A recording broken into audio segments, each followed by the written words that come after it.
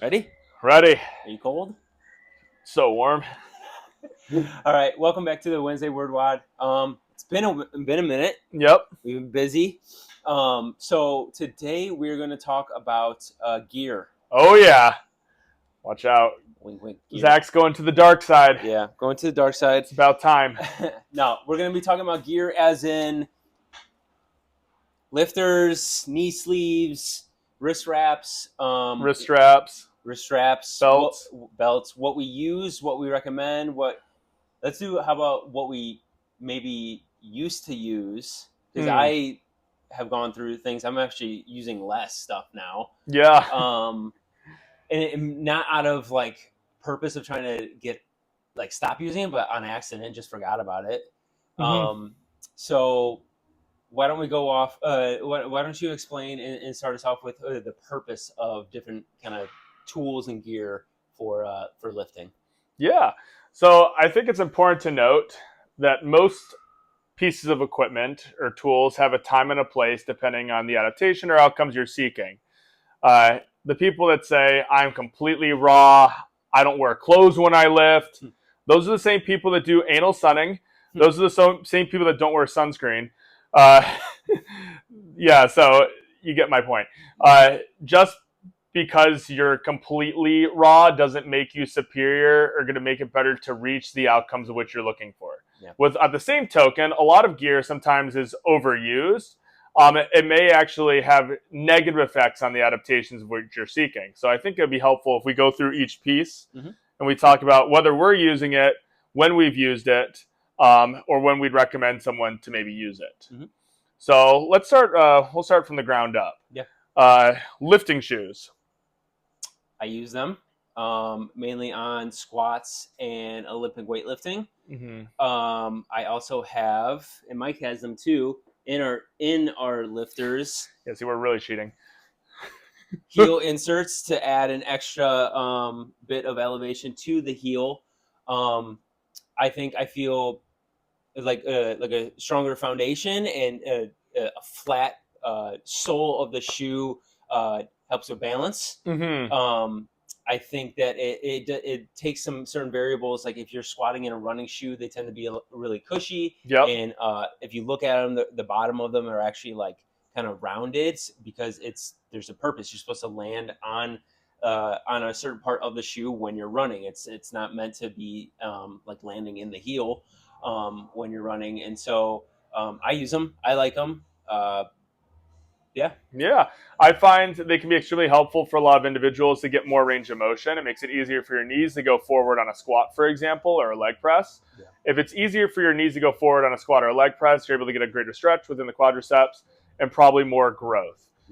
So I find it helps me keep the tension where I want it, so I get less joint irritation, a better stimulus to fatigue ratio. Like Zach said, with the race heel shoes, they have a very flat, stable bottom, so it allows you to kind of isolate or not have that become a variable that you have to worry about in terms of stability, which may limit adaptation.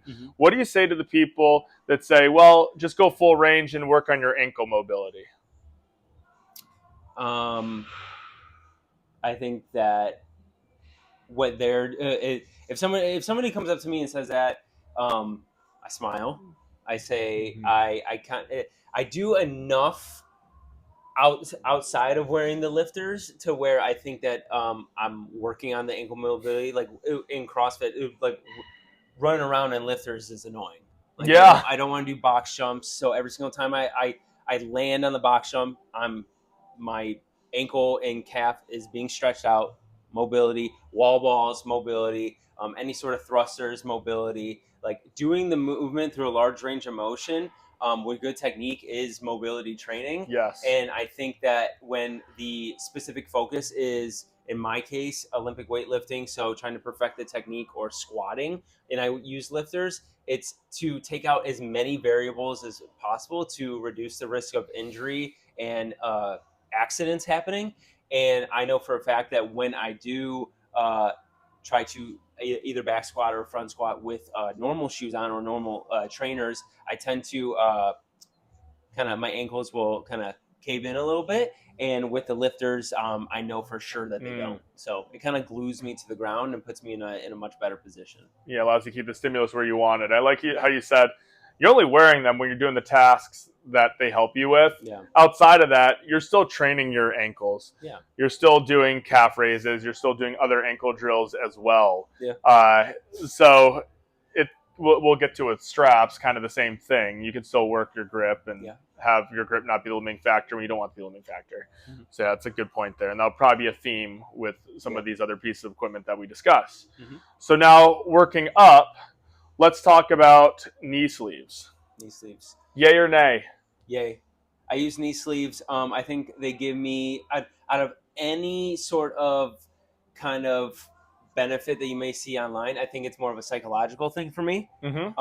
I feel more, I feel like it's almost like a belt for my knee. Even though you can't breathe through your knees and use the intra-abdominal pressure, it creates this sort of like suction and compression that I just feel a lot more confident in in the gym. And when you feel confident in the gym and you feel like supported, whether it be your environment or like with certain equipment and certain whether it be what you're wearing the equipment or like how the bar feels in your hand or how a specific position on the cable machine feels, usually it leads to greater success in my opinion. So besides keeping my joints warm, like it's starting to get cold out and it's like 61 degrees in the gym, like knee sleeves wouldn't be a bad idea just to maintain like body temperature. Yeah, so body temperature, so keeping the joints warm, we know that may help improve performance. So I think in the context of individuals that want to lift the most load possible, if you're a power lifter and you're competing in the USAPL, you get to wear knee sleeves on squats. Mm-hmm. If you get really tight knee sleeves, I think that can be a benefit in terms of being able to lift more weight because they have an elastic effect out of the bottom. Typically for most individuals at the bottom of a squat, the bottom is the most difficult portion. If you have the sleeves really tight, that kind of gives you a little bit of a bounce out of there. It gives you a little bit of a recoil that helps you get through the most challenging spot. Also, adding on to the psychological side of it, they also kind of give you more feedback to when you're hitting full range of motion, which is positive as well. Like on the back, like your hamstrings. Your hamstrings are kind of touching the calf portion part of the sleeve. So that feedback is encouraging too. Those would be benefits. If you're bodybuilding or your goal is just maximal quadricep hypertrophy, I would probably not use them. And here's why. One, we already touched on it. They help you out of the bottom part. We know that also the bottom part is the most hypertrophic portion because that's when you're in the greatest amount of stretch within the quadriceps. So we don't want to do anything to make the most beneficial part easier. We want to make that actually harder. And then two, if you can lift a little bit more weight, that comes with a greater fatigue cost. I'd rather maximize the hard part and not have to lift more weight because of potentially more axial fatigue. So in those cases, if your goal is purely quad growth, not a huge fan.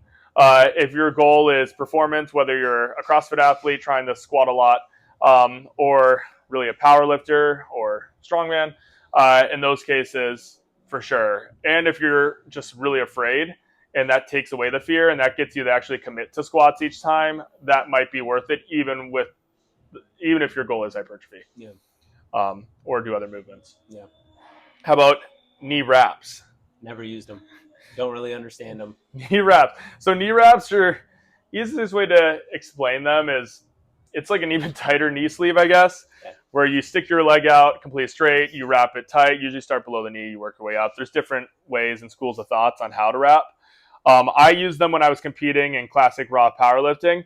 Now I liked them because I could lift more weight. I squatted, I think 675 was my best ever squat with wraps on. My best ever squat without was just a little bit above 600. Yeah, like 640. So they made like a 30-40 difference. And I didn't even like put them that tight because I would self-wrap. Again, kind of going back, probably limits hypertrophy, really helps you in the most hypertrophic spot. Also can sometimes diminish or reduce range. Now, you obviously in powerlifting have to get your hip crease below the knee. But I'll tell you this, if I put the wraps on somewhat tight, I was not going all the way down getting a full depth squat. So hypertrophy. Also, they're kind of tedious. They're uncomfortable putting them on. Then you have to take them off immediately. Yeah, time consuming.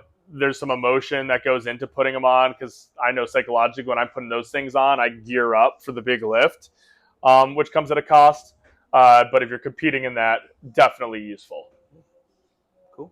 I've only seen them online. Yeah. So Yeah, now I use them for blood flow restriction training some. there you go. So they serve a different purpose. So working up, let's talk about belts. Belts. I use one.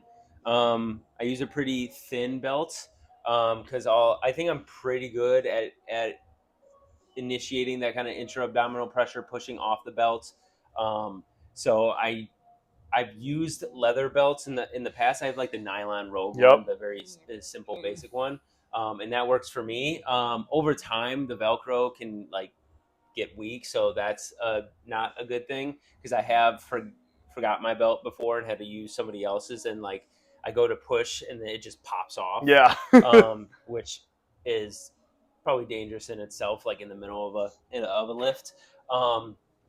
So yes, I'm for them. I think they have their place. But I mean, there's times where I forget and I start lifting and I'm halfway through my sets or whatever, and I'm like, oh, I forgot my belt, but I feel no difference. So I kind of just run with it. But there definitely is, when you train it, like anything else, like specifically train with a belt, I think that you could do some pretty cool things. Yeah. So I think the belt is one of those things where people sometimes they'll give themselves a pat on the back for not using it. Yeah. Most of those people just aren't very muscular or strong, to be honest, except for Andy. So got to give a shout out to Andy.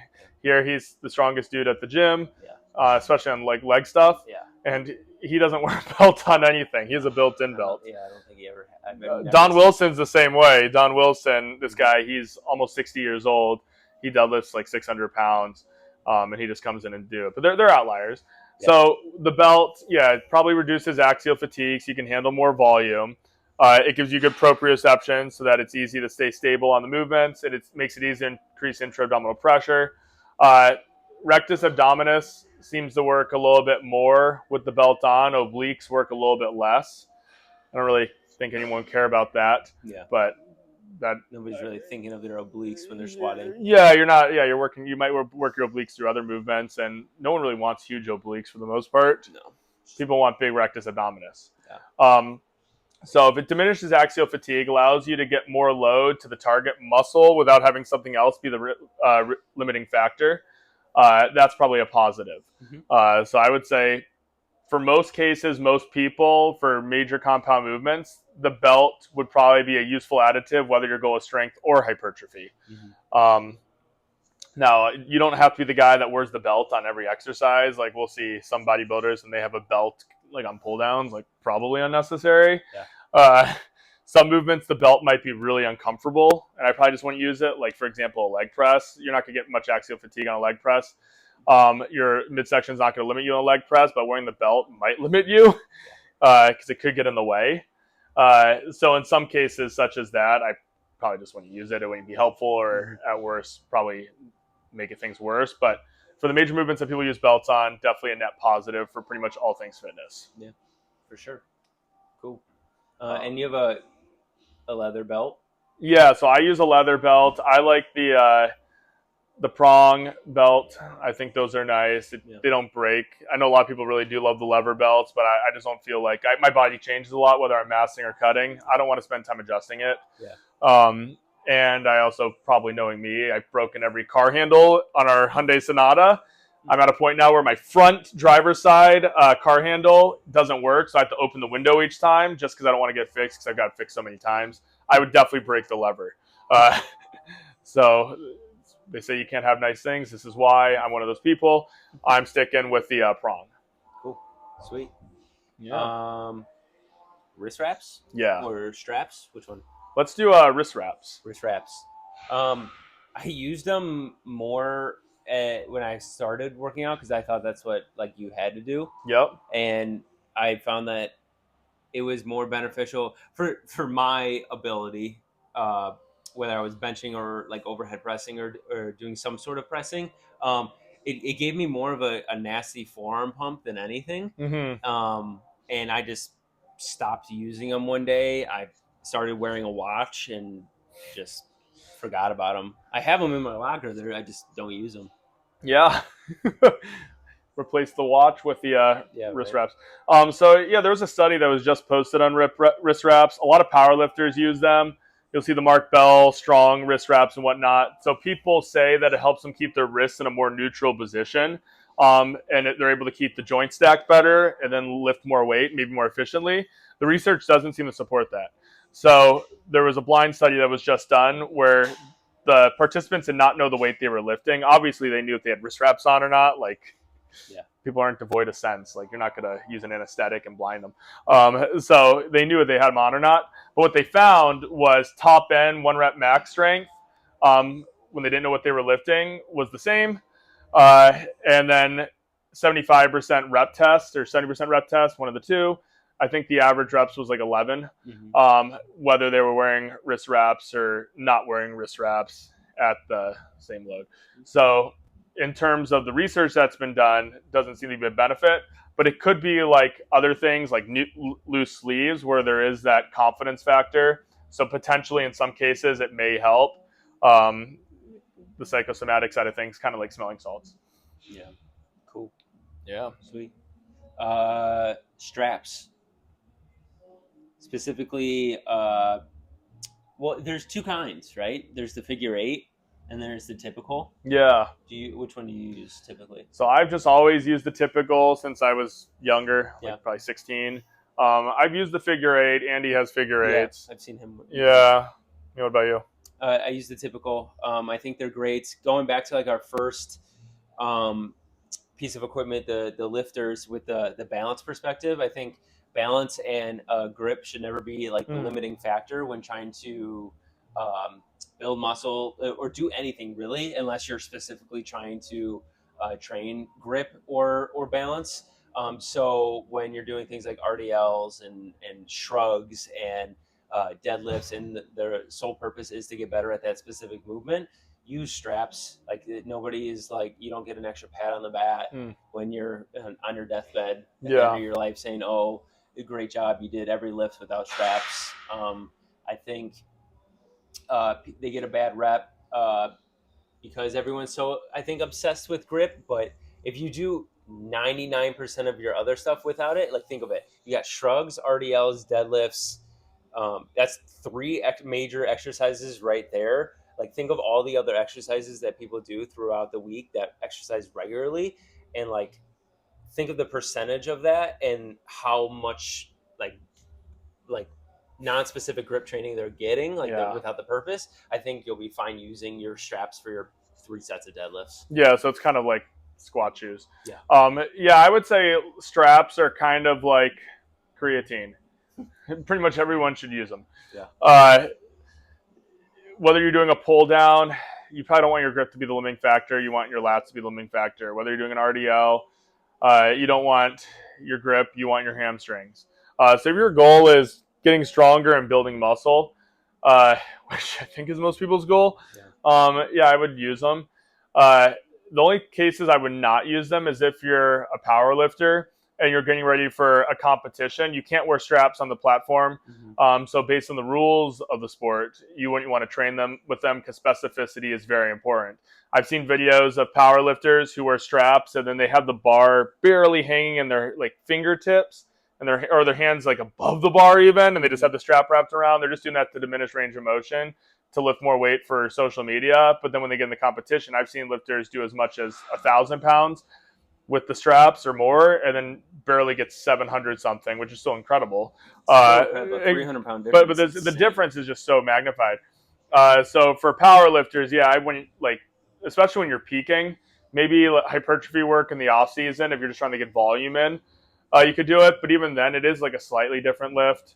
So I could be dissuaded the other way too. Maybe you do your volume deadlifts without them as well. I usually had greater success in my powerlifting days, even doing my high rep deadlifts without straps. And then when it comes down to, like you said, with grip strength, your grip strength will not be limited by using straps. I promise you that. We have a little grip tester here. This is purely anecdotal. I've maxed out the grip tester. It goes up to like 198.6. I've gone there, then it went above, and the machine just shut off. And I use straps on pretty much everything. My forearms have not been limited in hypertrophy, and I don't even like train them directly most of the time. So yeah, you could still get huge forearms, you could still have incredible grip strength, and you can also get better stimulus to your other muscles by using straps. So Agreed. cool. Cool. Next piece of equipment. Still going up. I mean, I've never used elbow sleeves. I have. You have? Yeah. Specifically with benching? Yeah, benching. I think I used it kind of like how people use knee sleeves. Sometimes the Band-Aid hurt. I think I was using maybe the Band-Aid elbow fatigue without getting to the heart of the issue. And if they help more, again, when you're compressed at the bottom slightly, that's the most hypertrophic portion for building the chest. So they probably be a limiter for hypertrophy. Yeah. If you want to really build big muscles and not come at a huge fatigue cost.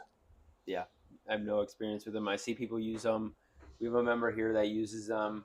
I think he has like a nagging elbow injury, so it's just like a psychological thing. So yeah, it's whatever. Yeah, that's fine. It's not hurting anybody. Exactly. Yeah. Slingshots.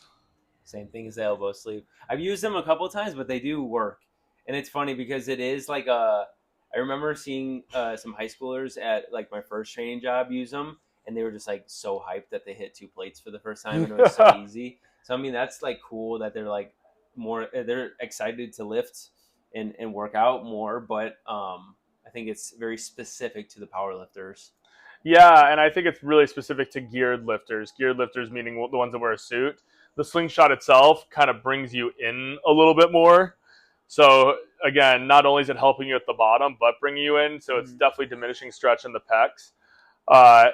Potentially, if someone has an injury within the shoulder area, it can be a useful tool. One, for like kind of pulling them into a position maybe where the shoulders won't hurt, but then B, also helping them when the shoulders may hurt in the movement. Mm-hmm. Now, devil's advocate against that is why not just go lighter, or why not just do like a Spoto press instead, where you stop an inch or two off before you get all the way down if the shoulder is the issue. But if you're into geared lifting, I think that's where they probably have the most carryover. Yeah. It's like a lighter suit. Yeah. So it's cheaper too. Yeah, and I've used them, and they were really cool. I've hit like I think 4 plates for 10 or 12 with slingshot on. The coolest thing I did was 315 for 30 on bench with a slingshot. So yeah, no, it definitely increased my enthusiasm for training during that season, my excitement for training. Was that like actually on like your training like the program, or that was just for fun? That's what I was doing in my mesocycles. That's crazy. Yeah, I fell in love with it, and I was doing that for a while. Now, I don't think it transferred to my raw bench very well. I was in for a rude awakening when I took it off. So I had the bench in a dark closet where no one could see me because I was exposed because I was not as strong as I thought I was. So it definitely, there was some ego in there. A lot of ego. Yeah. Yeah. We'll do one more? Yeah. Sure. I'm trying to think. Something ridiculous. Have you ever seen the Airwave? What's the Airwave? The Airwave is breathing. It's very. I was thinking it's very popular in CrossFit, and it's to help you breathe better. But it's weird because like it's like a mouthpiece like football, but a little bit lower like profile, and so it kind of just like hugs your I believe it's like your bottom teeth, and it's supposed to put like your jaw and like your tongue in like a position to help you breathe better. But I don't understand how putting something in your mouth helps you breathe better. No, I don't think the research, I've looked at a little bit, like supports that. Yeah. And maybe you breathe better, but there's no carryover to fitness performance because the benefit is quite trivial. Yes. I think most people know how to breathe pretty well. Yeah. It's kind of something you just... People only don't know how to breathe well until you tell them about their breathing. And then all of a sudden... That's everything. Yeah, and then all of a sudden they overthink it. You start overthinking. Like right now I'm having a hard time breathing because we're talking about it. Yeah, exactly. I always have a hard time breathing. So that's the story. Thinking about it. Yeah, so now I need the Airwave. Yeah. That's how they get you. Yeah, exactly. Cool. Awesome. All right. Thanks, Mike. Yep, thank you.